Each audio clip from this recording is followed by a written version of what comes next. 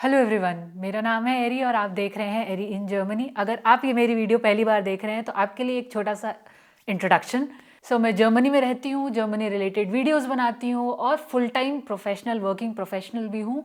और अगर आपने मेरी वीडियो 2 बार देख ली है तो मेरे चैनल को ज़रूर सब्सक्राइब कीजिए।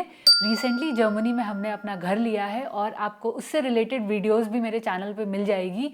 और अभी कुछ ऐसी वीडियोस हैं जो ऑलरेडी एडिटिंग वाले फेज़ में है, जैसे मेरी बालकनी वाली, एंड देन एक पार्टी की थी मैंने वो वाली।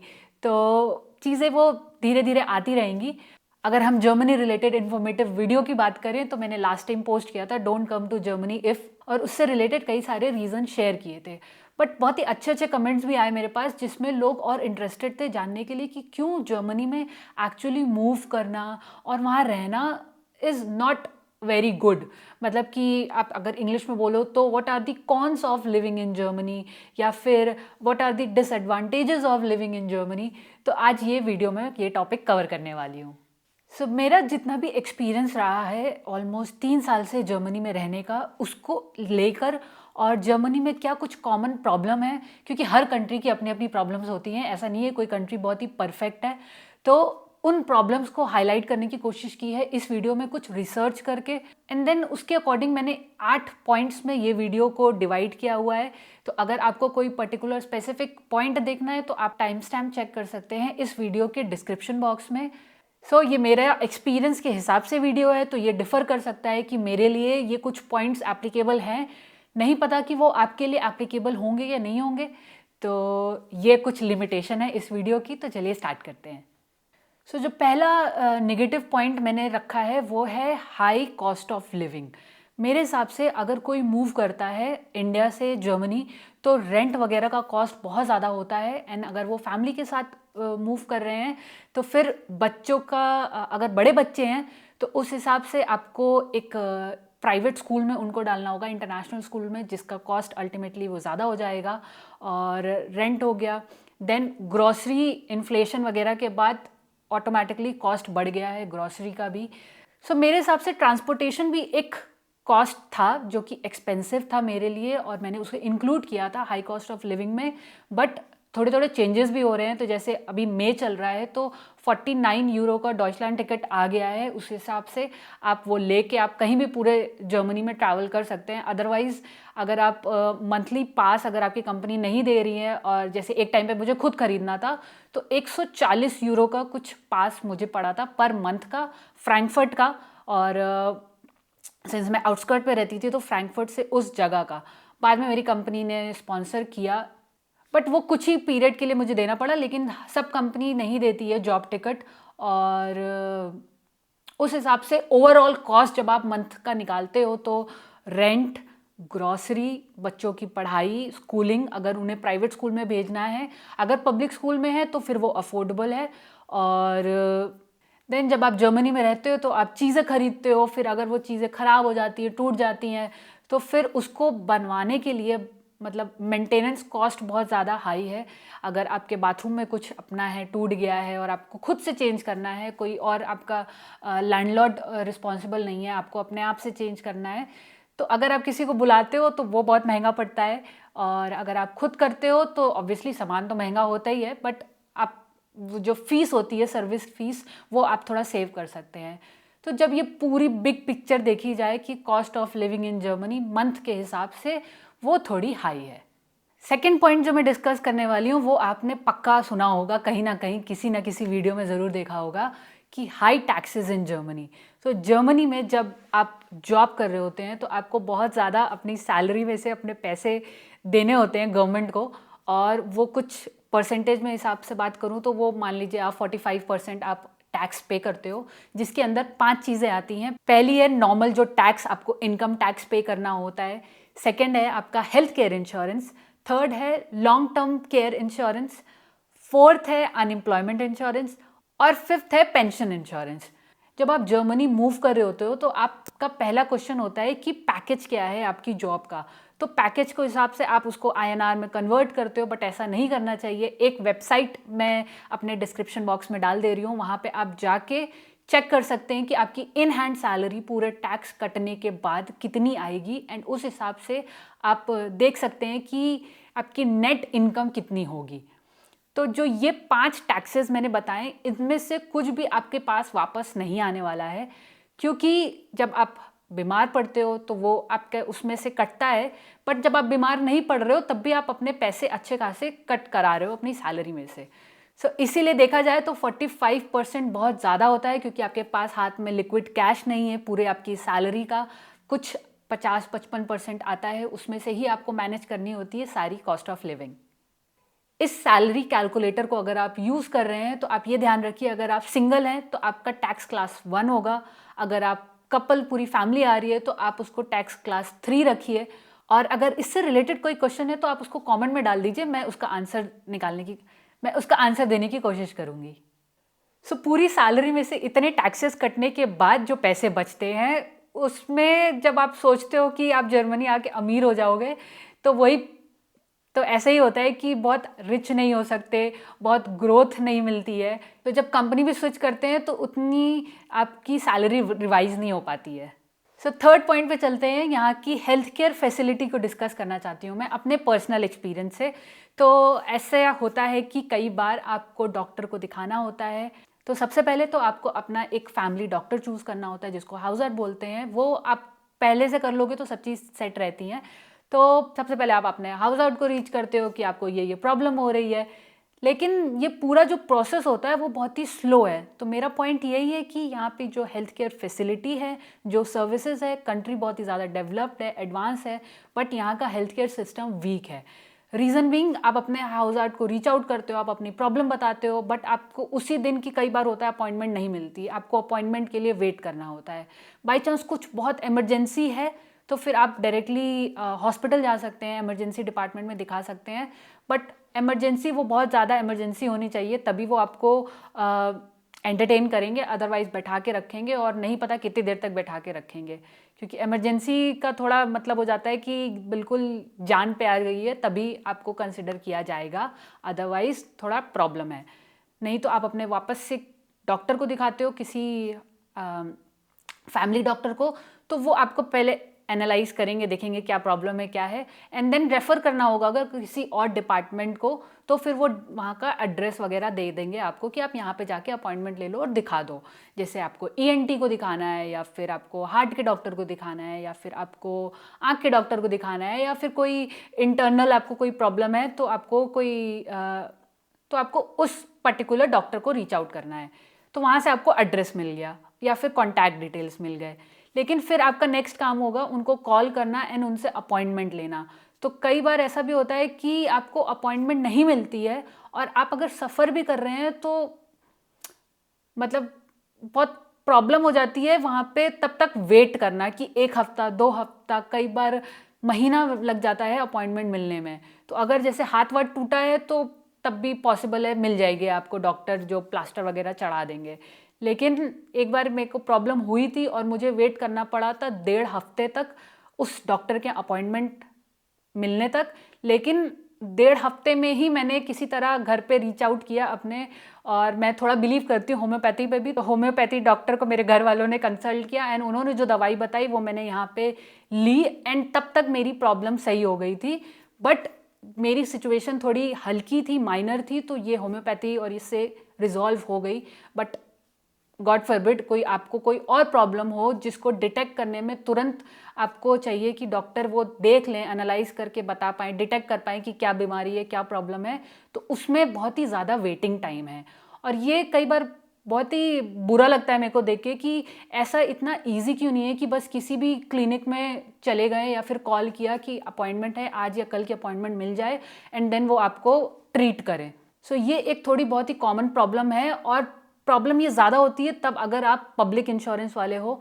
प्राइवेट को कई बार लगता है कंपनीज़ को कि प्राइवेट को जल्दी, अगर किसी के पास प्राइवेट इंश्योरेंस है, हेल्थ केयर इंश्योरेंस, तो वो जल्दी हाँ भी कर देते हैं अपॉइंटमेंट देने के लिए। वो आपसे ज़रूर पूछते हैं कि आपके पास प्राइवेट इंश्योरेंस है, हेल्थ इंश्योरेंस, या फिर पब्लिक है।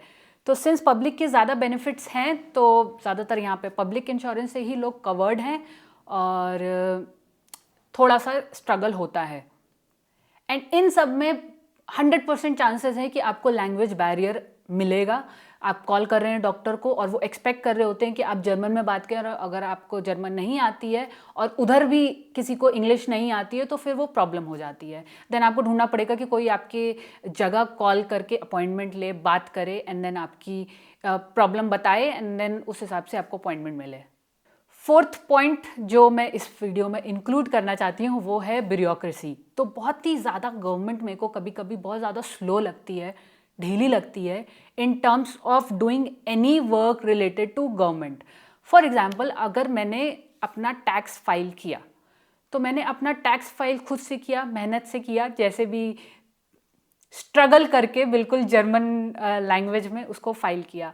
अब यहाँ की गवर्नमेंट को चाहिए कि उन्हें मुझे रीच आउट करना है, कुछ क्वेश्चंस उनको है मेरे से पूछने हैं, तो मेरे पास एक लेटर आता है। उस लेटर में लिखा हुआ रहता है कि आपने ये चीज़ें ऐसे ऐसे मेंशन की है, इसका हमें प्रूफ चाहिए जो कि आप हमें भेज दीजिए इतने डेट तक। तो मैं चाहती हूँ कि इसके लिए एटलीस्ट मुझे एक ऑनलाइन ऑप्शन मिलता जिस पे मैं तुरंत डॉक्यूमेंट, मेरे पास ऑलरेडी स्कैन्ड है, मैं उस पर अपलोड कर देती। बट नहीं, मेरा जो मोड है अभी, ओनली मीडियम जो मेरे पास है वो है कि मैं सारे पेपर्स के प्रिंट आउट निकालूं, उसको लेटर में डालूं और फिर उसको जाके पोस्ट करूं और फिर वहाँ जाके वहाँ के फिनेंस एम्प्ट को मिलेगा। तो इतने करने में 1 महीना 1.5 महीना हो गए, जो चीज़ें 1 हफ्ते में ही रिजॉल्व हो सकती है, अगर यहाँ का सिस्टम थोड़ा और स्ट्रांग हो उसके लिए 1-1.5 महीना लग रहा है। तो ब्यूरोक्रेसी ये एक एग्जाम्पल था बस टैक्स रिलेटेड, बट ऐसी बहुत सारी चीज़ों में आपको मिलेगा, घर खरीदने में और रजिस्ट्री कराने में नाम की, और जितनी भी चीज़ें हैं सब में कहीं ना कहीं आपको पता चल जाएगा। बट ये है कि एक ये प्रॉब्लम है। सो फिफ्थ प्रॉब्लम जो मुझे लगती है जर्मनी में वो ये है कि आप तो यहाँ पे आके रहते हो, आप अपने स्पाउस के साथ, मतलब हस्बैंड या वाइफ, देन आपके बच्चे होते हैं तो आपके बच्चे भी रहते हैं, बट आप अपने पेरेंट्स को यहाँ पे परमानेंटली नहीं बुला सकते। मैं उन एक्सेप्शन केसेस की बातें नहीं कर रही हूँ जो आपने कभी इधर उधर किसी फेसबुक ग्रुप में देखा होगा कि हाँ लॉयर कर लो तो पेरेंट्स को बुला सकते हैं, या फिर कुछ एक्स्ट्रा चीज़ें हैं उस वजह से बुला सकते हैं। ये सब एक्सेप्शनल चीज़ें में आती हैं। अगर आप जनरल रूल की बात करो तो आप अपने पेरेंट्स को यहाँ पे नहीं बुला सकते। मैक्सिमम जो रूल है वो एक टूरिस्ट वीज़ा का है, वो है 3 मंथ्स का, 90 डेज़ का। सो ये लिमिटेशन एक आ जाती है पेरेंट्स के साथ। सो जिन पेरेंट्स के सिर्फ इकलौता बच्चा होता है एंड देन वो सोचता है कि वो बहुत ही ज़्यादा डिलेमा में हमेशा रहता है कि वो यहाँ रुके या वापस इंडिया जाए, और इंडिया जाना है तो कब जाए, क्योंकि थोड़ी सी ऐसी कंसर्न वाली फीलिंग्स आ जाती है पेरेंट्स के थ्रू, क्योंकि हम एशियंस हैं और हमारा जो कल्चर रहा है इंडिया में वो डिफरेंट रहा है जर्मन्स के।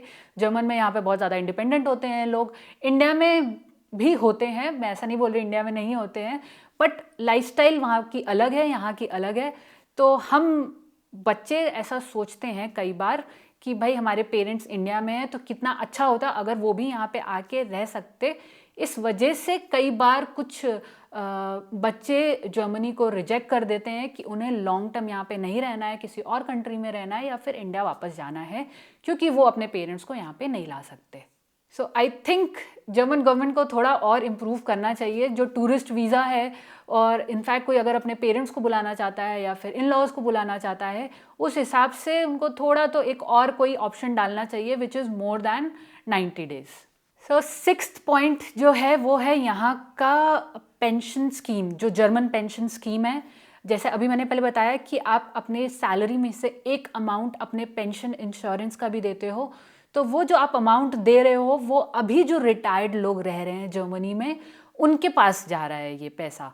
तो फॉर एग्जांपल जर्मनी में अभी आपने सुना होगा बहुत सारी जॉब्स आ रही हैं, यहाँ पे लेबर शॉर्टेज है, तो ये एक सही बात है, क्योंकि यहाँ पे जो लोग वर्किंग प्रोफेशनल्स हैं वो अपने सैलरी में से जो पेंशन इंश्योरेंस देते हैं, ये पैसे यहाँ की स्टेट गवर्नमेंट के पास जाती है, एंड देन उसमें से जो अभी के रिटायर्ड लोग रह रहे हैं उनको पेंशन दी जा रही होती है। तो जब आप रिटायर होगे उस टाइम पे जो जनता काम कर रही होगी उनसे जो पैसे कलेक्ट हो रहे होंगे उसी में से आपको आपका पेंशन का शेयर मिलेगा। बट ये सिस्टम बहुत ही ज़्यादा आगे जाके कुछ सालों में ऐसा बोला गया है कि कोलैप्स हो सकता है। क्यों? क्योंकि पहली चीज़ यहाँ पे अभी जितने लोग काम कर रहे हैं उस हिसाब से जितने पेंशनर्स हैं उनको ओके पेंशन मिल रही है, ओके से भी थोड़ी कम मिल रही है। लेकिन जब आपका टाइम आएगा रिटायर होने का, जब आप रिटायर होगे तो जो आपको पेंशन मिलेगी, और अगर उतना वर्कफोर्स नहीं है जर्मनी में, तो फिर बहुत ही मुश्किल हो जाएगा आपके लिए उतनी मिनिमम पेंशन मिलना आपके रिटायरमेंट में, जितना कि आप सस्टेन कर पाएँ अपनी लाइफ इन जर्मनी। सो ये पूरा सिस्टम चलता रहे, इस वजह से ही जर्मनी में ज़्यादा एम्प्लॉयमेंट की अपॉर्चुनिटीज़ हैं। जब आप अपना पेंशन इंश्योरेंस डिडक्ट कराओगे, तो अगर वो पूल ज़्यादा बनता रहेगा और कम ऐसे pension number of people who are retired कम है, तो वो ज़्यादा ही अच्छे से रह सकते हैं। वैसे ही आप भी वही चाहोगे, जब आप रिटायर हो तो आपको भी अच्छी पेंशन मिले, तो उस टाइम पे जितने लोग जर्मनी में काम कर रहे होंगे उसमें से आपको आपकी पेंशन मिलेगी। सो थोड़ा सा फ्लॉ है इस पूरे पेंशन स्कीम में और प्रोसेस में, और मैं ऐसा बोलूँगी कि आपको 100% रिलाई नहीं करना है जो अपनी पेंशन पे, क्योंकि जब आप रिटायर होगे आपको नहीं पता क्या सिचुएशन चल रही है। इनफैक्ट अभी आप टैक्स पे कर रहे हो, और अभी जितने लोगों को पेंशन मिल रही है वो उसमें से शायद कुछ 80% टैक्सेबल है। लेकिन जब 2040 का जो अभी मैंने डेटा पढ़ा है, 2040 तक जर्मनी में जितने लोगों को पेंशन मिलेगी, वो पूरी जो पेंशन वाली आपकी सैलरी होगी, जो आपकी पेंशन होगी, वो 100% टैक्सेबल है। मतलब उसमें से आप अपना हेल्थ भी दे रहे होगे इंश्योरेंस, अपना लॉन्ग टर्म इंश्योरेंस भी दे रहे होगे, एंड देन कट कुटा के फिर आपको सैलरी मिलेगी, और वो 100% हो जाएगा 2040 में। बट अभी जो लेटेस्ट यहाँ की गवर्नमेंट आई है, उन्होंने बोला है कि वो थोड़ा उसको और बढ़ा देंगे, तो मे बी 2060 तक खींचेंगे। बट ये सब अभी बातें चल रही हैं, कुछ मुझे अपना सॉलिड नहीं पता चला है मेरी अपनी रिसर्च से। तो मैं सजेशन यही देती हूँ कि अगर आपका लॉन्ग टर्म प्लान है जर्मनी में रहने का, what you can do is कि आप किसी कंसल्टेंट को रेफ़र कीजिए और कोई ऐसा एक्स्ट्रा पेंशन प्लान लीजिए अपने लिए। तो उससे क्या होगा कि आपकी एक स्टेट से तो पेंशन आएगी, और अगर आप कोई अपना प्राइवेट प्लान भी लोगे और अलग से इन्वेस्ट करोगे, तो आपका एक अलग से भी आपको मिलेगा। मैंने भी ऑलरेडी, इनफैक्ट मैंने और मेरे हस्बैंड ने ऑलरेडी ये प्लान ले रखा है, और तब भी ले रखा है जबकि हमने अभी तक ये भी नहीं डिसाइड किया है कि हम आगे चल के हमेशा के लिए जर्मनी में रहना चाहेंगे या नहीं रहना चाहेंगे, क्योंकि ये डिसीजन है जो आप अभी नहीं ले सकते। और मुझे ऐसा लगता है कि I am not so sure कि मैं हमेशा लाइफ लॉन्ग जर्मनी में रहने वाली हूँ। हाँ, मैंने घर ले लिया, सब ले लिया, बट घर लेने का मतलब ये लिए कि मैं पूरी ज़िंदगी यहीं पे रहने वाली हूँ। बहुत ज़्यादा टैक्स, हमें भी लगता है कि बहुत ज़्यादा टैक्स कट रहा है, और इसी हिसाब से हमने अपना फ्यूचर प्लानिंग भी की कि हाँ, पेंशन इंश्योरेंस वगैरह ले लेते हैं। क्योंकि उसमें एक चीज़ बेनिफिशियल बस ये था मेरे प्लान में, कि अगर मैं रिटायर होती हूँ जर्मनी में एंड देन मैं मूव करना चाहती हूँ बैक टू इंडिया, तो क्या मैं ये जो अपनी पेंशन है वो मैं इंडिया मंगा सकती हूँ। तो उस प्लान में वो ऑप्शन था कि अगर आप रिटायर जर्मनी में होते हो, आप यहाँ पे 40-45 साल काम कर चुके हो, एंड देन जब आप रिटायर हो रहे हो, वापस जा रहे हो इंडिया, तो आप अपनी पेंशन वहाँ पे मंगा सकते हो। तो इसमें कोई लॉस नहीं था, इसलिए हमने ये प्लान लिया। वैसे ही आप भी ऐसा कुछ सर्च कर सकते हैं अपने लिए अगर आप जर्मनी मूव कर रहे हैं। सो 7th पॉइंट जो है वो बहुत ही एक माइनर सा पॉइंट है और बहुत ही इररेलेवेंट चीज़ है जो मुझे लगता है जर्मन गवर्नमेंट करती है, वो है ARD टैक्स। मेरे हिसाब से अगर मैं ARD टैक्स क्या है? ARD टैक्स एक ऐसा टैक्स है जो कि यहाँ का रेडियो टैक्स आप बोल सकते हैं। आप फ्री में आप कुछ सैटेलाइट टीवी देख सकते हैं, चैनल देख सकते हैं अपने घर में, रेडियो सुन सकते हैं। बट अगर आप ये चीज़ें कंज्यूम नहीं कर रहे हैं तब भी आपको ये पे करना है। अभी जो ये टैक्स चल रहा है वो कुछ 18.18 यूरो पर महीना आप मान लीजिए एक फैमिली को देना होता है। ऐसा नहीं है कि हस्बैंड अलग दे रहा है, वाइफ अलग दे रही है, नहीं, पूरी फैमिली का जाता है और बहुत ही इररेलेवेंट है। मैं नहीं देखती रेडियो और जर्मन टीवी शो, मैं नेटफ्लिक्स देखती हूँ या फिर मैं कोई और पोर्टल देखती हूँ, मैं यूट्यूब देखती हूँ, मैंने अलग से इंटरनेट लगवा रखा है, उसका भी मैं अलग से पे कर रही हूँ। बट अगर मैं नहीं देखती, मैं नहीं कंज्यूम करती, इनफैक्ट मुझे चाहिए भी नहीं, बट मैं क्यों बाउंड हूँ ये पे करने के लिए? तो ये एक प्रॉब्लम है, कौन है कि 20 यूरो पर महीना आप दे रहे हो कुछ ऐसी चीज़ के लिए जो कि आप यूज़ में नहीं करते हो और आपके पास इसके अलावा और कोई ऑप्शन नहीं है। सो ये एक मुझे फ्लॉ लगता है यहाँ पे रहने का। लास्ट पॉइंट जो कि 8th पॉइंट है, वो मैं जर्मनी में ये बोलूँगी कि कोई भी सर्विस हो जर्मनी की, उसकी कस्टमर केयर सर्विस थोड़ी मुझे रूड और उतनी अच्छी नहीं लगती। सो अगर मुझे कोई भी प्रॉब्लम होती है किसी प्रोडक्ट रिलेटेड या सर्विस रिलेटेड जो मैंने अपने घर में ली है, और मैं कॉल करके उनको और ईमेल का ऑप्शन नहीं है, और मैं कॉल करके उन्हें समझाना चाहती हूँ या फिर एक सोल्यूशन मांग रही होती हूँ या अपना इशू बता रही होती हूँ, तो बहुत ही मैंने देखा है कि बहुत ही ज़्यादा एंटरटेनिंग नहीं होते हैं कस्टमर सर्विस वाले यहाँ के। तो मैं उनको समझा रही होती हूँ, वो एक दूसरे को कॉल ट्रांसफ़र कर रहे होते हैं, एंड फिर वो जर्मन में एक्सपेक्ट करते हैं आपको बोलना, इंग्लिश में बिल्कुल ही नहीं। मतलब 2-3 चीज़ें तो ऐसी मेरी एक्सपीरियंस की हुई है कि इंग्लिश में तो वो बिल्कुल ही नहीं समझते, आपको जर्मन भी बोलनी है। किसी तरीके से जर्मन में बोल दिया, समझा दिया, तो फिर वो वहाँ से क्या बोल रहे हैं वो आपको समझ में नहीं आएगा। फिर आप किसी नेबर को ढूंढ रहे हो समझने के लिए, बताने के लिए आपकी बात, या फिर किसी फ्रेंड को देख रहे हो जो आपको हेल्प करे। तो ये मुझे लगता है कि इतने मिलियन लोग रह रहे हैं जर्मनी में, और इतनी अलग अलग डिफरेंट कंट्री नेशनैलिटी से लोग आके रहते हैं, बट यहाँ की कस्टमर केयर सर्विस अभी तक क्यों नहीं इम्प्रूव हुई है। इनफैक्ट मैं अपने वाईफाई के साथ इतना स्ट्रगल करती हूँ, पता नहीं कौन सी एक्स्ट्रा सर्विस मेरे वाईफाई में फॉर एग्जांपल ऐड ऑन हो गई है, और मैं 2 महीने से ट्रैक कर रही हूँ, उनको बोल रही हूँ कि मुझे ये हटाना है, मुझे हटाना है। हर महीने आपने सेपा मैंडेट करा लिया है, तो हर महीने ऑटोमेटिकली मेरे बैंक से पैसे कटते हैं वाईफाई के, बट वो सर्विस हटी नहीं है। लास्ट टाइम जो मैंने कॉल किया उसमें ये उन्होंने बोला कि ठीक है, हम आपका 2 महीने का जो एक्स्ट्रा पैसा कटा है उसका क्रेडिट देंगे, तो वो जो कि अगले मंथ उसमें आपका डिडक्ट हो जाएगा। अब अगले मंथ वो अगले मंथ पता चलेगा। तो बहुत बहुत ज़्यादा प्रॉब्लम है, और ये चीज़ मुझे बिल्कुल पसंद नहीं आई यहाँ की, क्योंकि इंडिया में कितना इजी होता था कस्टमर केयर, कोई सिम का हो, फ़ोन का हो, बहुत ही इजीली आप रीच आउट करते हो, अपनी प्रॉब्लम रिजॉल्व कराते हो, एंड देन सॉर्टेड रहता है सब। बट जर्मन की वजह से जो लैंग्वेज बैरियर है उस वजह से आप अपनी चीज़ें एक्सप्लेन नहीं कर पाते हो, एंड फिर आपको उसका सोल्यूशन नहीं मिलता, और मिलता भी है तो बहुत ही स्लो और थोड़ा ढीले टाइप का होता है, वैसे मिलता है। और जैसे ये वाईफाई का एक एग्जांपल बताया मैंने, वैसे ही एक एआरडी का भी एक इंसिडेंट हुआ था कि मैं एक घर में रहती थी, वहाँ पे अलग एआरडी चल रहा था, बट जब वो घर हमने छोड़ दिया, हम दूसरे घर आ गए, वहाँ का भी नया एआरडी स्टार्ट हो गया, बट पहला वाला एआरडी कैंसिल नहीं किया उन्होंने, बल्कि हमने पूरा वहाँ पे डी रजिस्टर करा लिया था घर का। तो उस वजह से बहुत ज़्यादा प्रॉब्लम हो गई थी, एंड उनको बार बार फॉलोअप करने के लिए पोस्ट करना पड़ रहा था। तो लेटर लिखते थे, वो पोस्ट होता था, फिर वहाँ से जवाब आता था, ऐसे ऐसे करके जो हमारे एक्स्ट्रा पैसे थे, पहले तो फ़ाइन आ गया कि आपने वहाँ का एआरडी नहीं पे किया है, फिर उस फाइन के साथ एक और 3 चीज़ें निकल के आई। पता चला कि नए वाले घर में हम डबल एआरडी पे कर रहे थे, एक हमारे लैंडलॉर्ड भी पे कर रहे थे और एक हम भी पे कर रहे थे। सो ये प्रोसेस पूरा बहुत ज़्यादा लंबा चला, एंड तब जाके वो पैसे जितने भी बकाया थे हमें वापस मिलने थे, वो मिले हमें। सो ये 8 पॉइंट है जो इस पॉइंट पे मैंने इमेजिन किया, सोचा, एनालाइज किया, वो आपसे शेयर किया।